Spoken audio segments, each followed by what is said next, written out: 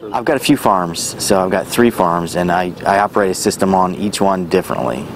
I have a CSA farm, which is the one I live on, and it's a 250 member farm, about 10 acres of cultivated ground at any given time, and 30,000 square feet of greenhouse space.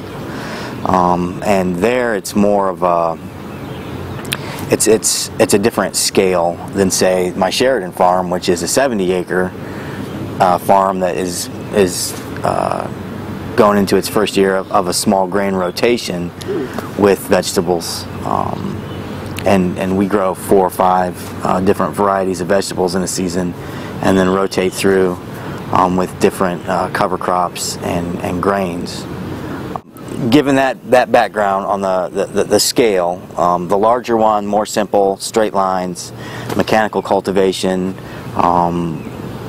plastic mulch and mulch layers, bed shapers, and then what I've set up for my main weed control to be in a 36-inch black mulch bed for most of my vegetable crops. So black plastic mulch, okay. Which is allowable in the USDA certified organic rules. I use it, and I like it for certain crops. And then so that's a 6-foot tilled width to prepare the bed, and then I've got a 6-foot section that I don't do anything in for a while, and then I move over to another 6-foot tilled section.